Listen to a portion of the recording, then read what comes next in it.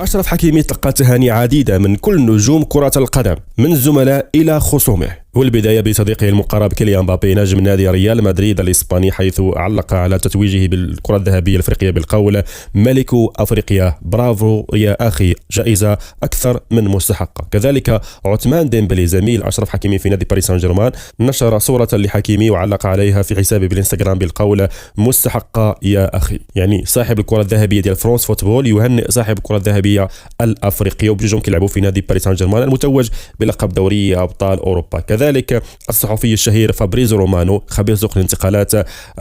علق بعض الرموز التعبيريه يعني ديال التصفيق على يعني في تعليقات على منشور حكيمي بالخاص بالجائزه، وهذا المنشور ديال اشرف حكيمي عرف يعني عشرات التعليقات من نجوم كره القدم، كذلك بطبيعه الحال كيتقدمهم لاعبين المنتخب الوطني المغربي الحاليين والسابقين بحال يونس بلهندا، ابراهيم دياز، اسماعيل سيباري، ادم ازنو، بلال خنوس، رومان سايس، كذلك الصحفي المغربي اشرف بن عياد اللي كيحب الوطن ديالو حب كبير، خالد بوطياب، صديق ديالو لوكا زيدان ابن زين الدين زيدان، ايضا النجم الافريقي ديدي دروغبا اللي نشر واحد ستوري خاص بحكيمي وقال فيها: برافو الملك اشرف حكيمي. وكل زملائه في نادي باريس سان جيرمان، كذلك رئيس الفيفا، كذلك عموما لاعبين كثر اللي هنوا اشرف حكيمي. وصراحه اشرف حكيمي ما شاء الله عليه، لاعب اللي مقبول، انسان مقبول وكل شيء كيبغيه من الزملاء ديالو للخصوم ديالو. كذلك للاشاره فكذلك حفيظ الدراجي المعلق الجزائري اعترف ان اشرف حكيمي كيستحق الفوز بالجائزه، ونشر واحد المنشور عبر صفحته الرسميه في موقع التواصل الاجتماعي فيسبوك، قال فيها ما يلي: تتويج مستحق للمغربي اشرف حكيمي بجائزه افضل لاعب